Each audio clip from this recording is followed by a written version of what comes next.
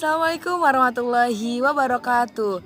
Perkenalkan, nama saya Ita Fitria, NIM 191430095, kelas Asuransi Syariah 5C. Jadi di sini saya bakal menjawab pertanyaan dari kuis mata kuliah aktuaria. Soalnya itu yang pertama adalah sebutkan dan jelaskan Badan Penyelenggara Jaminan Sosial di Indonesia. Jaminan sosial adalah salah satu bentuk perlindungan sosial untuk menjamin seluruh rakyat agar dapat memenuhi kebutuhan dasar hidupnya yang layak. Dan Pasal 1 ayat 2 mendefinisikan sistem jaminan sosial nasional adalah suatu tata cara penyelenggaraan program jaminan sosial oleh beberapa badan penyelenggara jaminan. Sistem jaminan sosial nasional pada dasarnya merupakan program negara yang bertujuan memberi kepastian perlindungan dan kesejahteraan sosial bagi seluruh rakyat Indonesia. Adanya penyelenggara jaminan sosial di Indonesia dibagi menjadi beberapa bagian. Yang pertama, Badan Penyelenggara Jaminan Sosial BPJS Kesehatan. Badan Penyelenggara Jaminan Sosial Kesehatan adalah badan hukum publik yang dibentuk untuk menyelenggarakan program jaminan kesehatan sebagaimana dimaksud dalam Undang-Undang Nomor 24 Tahun 2011 tentang Badan Penyelenggara Jaminan Sosial. Jaminan kesehatan menurut Undang-Undang Nomor 40 Tahun 2004 tentang Sistem Jaminan Nasional, yaitu jaminan diselenggarakan secara nasional berdasarkan prinsip asuransi sosial dan prinsip ekuitas, dengan tujuan menjamin agar seluruh rakyat Indonesia memperoleh manfaat pemeliharaan kesehatan dan perlindungan dalam memenuhi kebutuhan dasar kesehatan. Kehadiran BPJS Kesehatan memiliki peran sentral dalam mewujudkan sistem jaminan nasional di bidang kesehatan. Hal ini mengingat BPJS Kesehatan secara mendasar dilakukan pembenahan terhadap sistem pembiayaan kesehatan yang saat ini masih didominasi oleh out-of-pocket payment, mengaruh pada sistem pembiayaan yang lebih tertata, berbasis asuransi kesehatan sosial. Badan Penyelenggara Jaminan Sosial terdiri dari dua kelompok. Yang pertama, PBI Jaminan Kesehatan atau penerima bantuan iuran adalah peserta jaminan kesehatan bagi fakir miskin dan orang yang tidak mampu sebagaimana diamanatkan Undang-Undang SJSN, yaitu iuran ditanggung pemerintah sebagai peserta program jaminan kesehatan. Peserta PBI adalah fakir miskin dan yang ditetapkan pemerintahan, yaitu diatur melalui perundang-undangan pemerintahan. Yang kedua, ada bukan PBI Jaminan Kesehatan. Peserta bukan penjamin kesehatan terdiri dari yang pertama, pekerja penerima upah dan anggota keluarganya. Yang kedua, pekerja bukan penerima upah anggota keluarganya. Dan yang ketiga, bukan pekerja dan anggota keluarganya.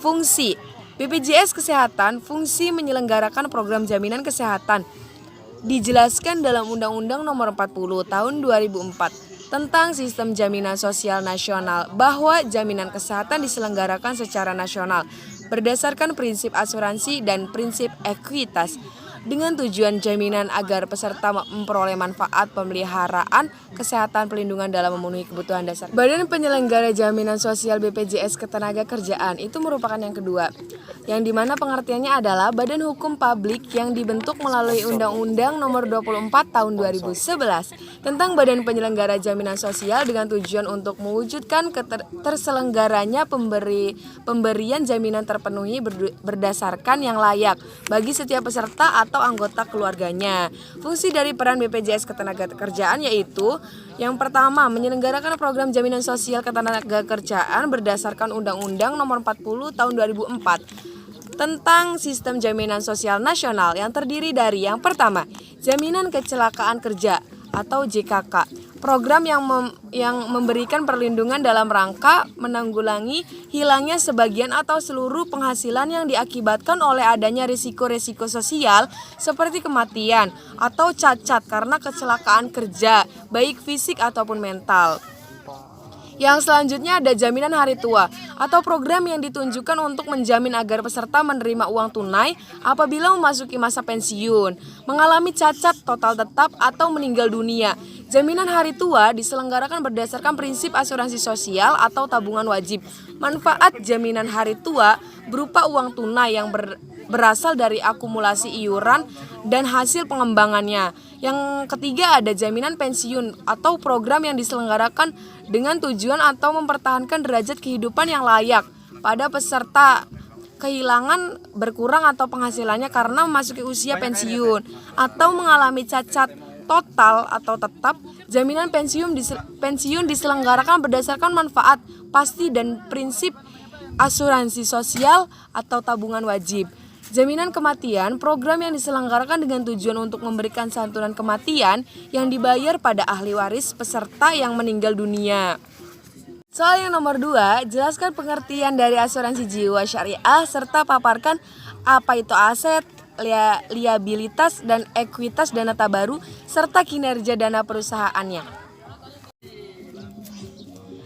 Asuransi jiwa syariah adalah asuransi yang didasari prinsip saling tolong-menolong dan melindungi di antara para peserta melalui kontribusi ke dana tabaru, yaitu kumpulan dana kebajikan dari uang kontribusi para peserta asuransi jiwa syariah yang setuju untuk saling membantu bila terjadi resiko di antara mereka. Yang dimana yang dimaksud aset, dilansir dari situs Benz Accounting, aset dapat diartikan sebagai sumber daya yang memiliki dan dikuasai oleh suatu perusahaan. Contoh aset adalah uang kas serta aset berupa bangunan. Aset berarti juga sumber daya tersebut dimiliki dan memiliki nilai tertentu. Aset dibagi menjadi 2 jenis. Yang pertama, aset lancar. Aset ini biasanya dalam bentuk uang tunai atau segala hal yang bisa ditukar menjadi uang tunai untuk digunakan dalam waktu dekat. Contohnya, uang tunai, inventaris, dan lain sebagainya. Contoh yang kedua, maksud yang kedua yaitu aset tetap. Aset ini digunakan untuk menjalankan aktivitas perekonomian perusahaan. Aset ini membutuhkan waktu yang cukup lama untuk dijual atau diubah menjadi uang tunai. Contohnya adalah tanah, marketing dagang, dan lain sebagainya. Yang kedua, liabilitas. Liabilitas merupakan suatu kewajiban yang dimiliki perusahaan timbul dari kejadian di masa lalu. Contohnya, liabilitas atau utang pembayaran pajak serta utang pembayaran gaji. Kata lain dari liabilitas adalah hutang yang dimiliki perusahaan serta menjamin dana atau bentuk lainnya ke perusahaan lainnya. Ada 2 jenis liabilitas. Yang pertama, kewajiban lancar. Hutang ini harus dibayar dalam 12 bulan ke depan atau hutang jangka pendek. Contohnya adalah hutang gaji atau upah. Yang kedua, kewajiban tidak lancar. Hutang ini harus dalam waktu 12 bulan lebih. Hutangnya jangka panjang. Contohnya adalah hutang usaha.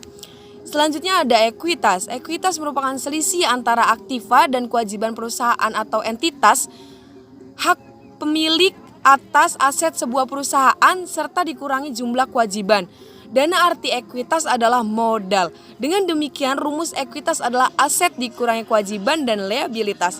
Kinerja dana perusahaan diperoleh oleh komponen utama penerima operasional perusahaan, yaitu ujro dan fee, yang bersumber dari kontribusi yang dialokasikan untuk perusahaan bagi hasil pengelola inventaris, alokasi surplus, underwriting, dana tabaru, dan hasil pengelolaan inventaris perusahaan.